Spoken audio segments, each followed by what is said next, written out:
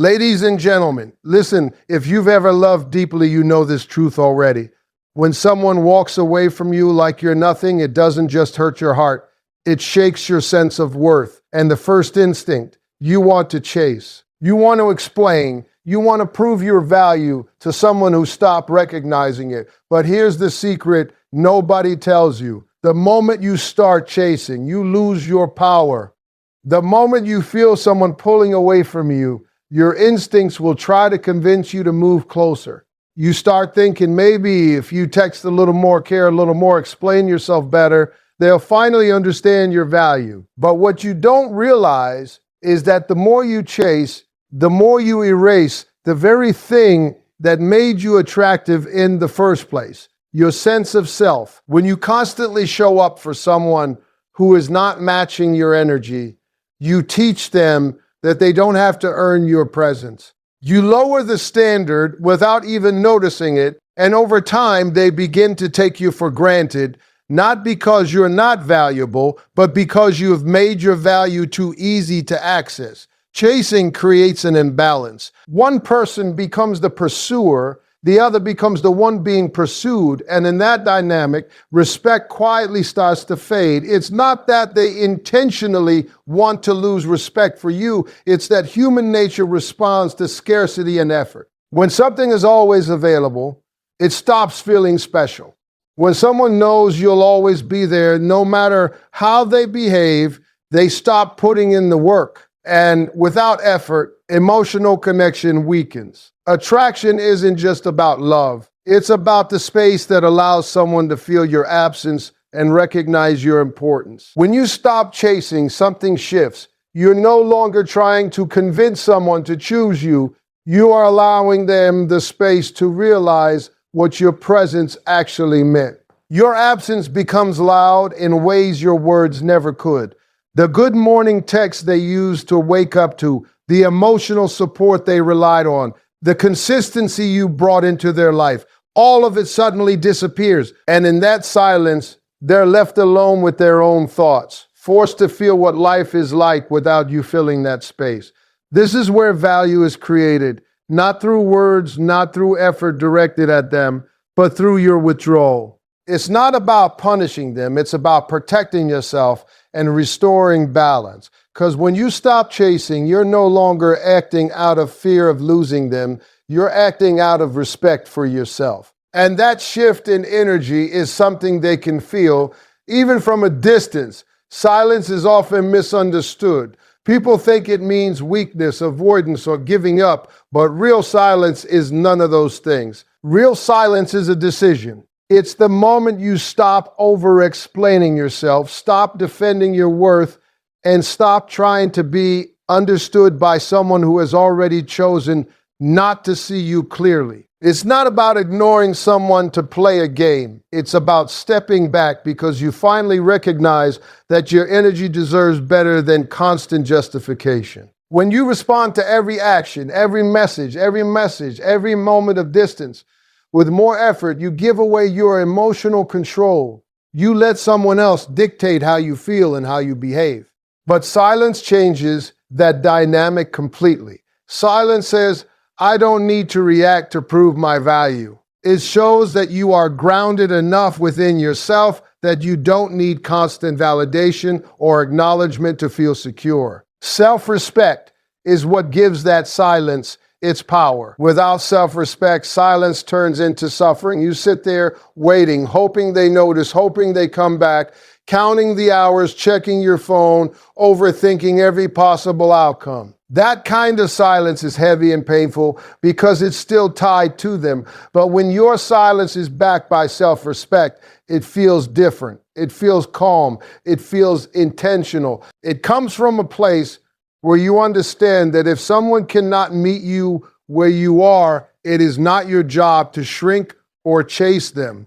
This kind of silence communicates more than words ever could. It tells them that access to you is not automatic. It tells them that your presence is earned, not given freely to someone who doesn't value it. And most importantly, it tells you that you are no longer willing to betray yourself just to keep someone else comfortable. You are no longer abandoning your needs, your standards, or your dignity for the sake of temporary attention. When a man encounters this kind of silence, it unsettles him in a way that arguments and emotional conversations never could. Because now there is no reassurance, no emotional availability to fall back on. There is space. And in that space, he is left to confront his own actions, his own choices, and the absence of someone who once made his life easier, warmer, and more stable. The moment you stop pouring your energy into someone who isn't giving it back, you create a space in your life that feels unfamiliar at first. It can feel empty, even uncomfortable, because you were used to investing your time, your thoughts, your emotions into them. Now that energy has nowhere to go, and that's where most people make a mistake. They try to fill that space with the same person again. But the real transformation happens when you redirect that energy back into yourself. Instead of checking your phone, you check in with your goals. Instead of overthinking what he's doing, you start focusing on what you're becoming. You begin to rebuild the parts of yourself that you slowly neglected while trying to maintain that connection. Your confidence, your routines, your passions, your sense of identity. These are the things that deserve your attention, not someone who made you question your worth. Growth is not just about looking busy or distracting yourself. It's about intentionally becoming a version of yourself that feels stronger, clearer, and more grounded. You start doing things that improve your life, not to prove anything to him, but because you finally understand that your life has value with or without his presence. You invest in your physical health, your mindset, your skills, your environment. You surround yourself with people who actually show up for you. You create a life that feels full on its own. And here's what's powerful about that shift. When your energy is no longer centered around him, your entire presence changes. You're no longer waiting, no longer seeking approval, no longer reacting to his actions. You become steady. You become focused. You become someone who is not easily shaken by inconsistency. That kind of energy is rare and it's noticeable. When a man sees that you are genuinely moving forward, not pretending, not trying to get his attention, but actually evolving, it forces him to reevaluate everything. Because now you're no longer the same person he had access to. You're growing into someone he might not be able to reach again. And that realization creates a different kind of pressure, not because you're chasing him, but because you've stopped making him the center of your world. Real detachment is something most people talk about, but very few actually understand. It's not about pretending you don't care, and it's definitely not about suppressing your emotions.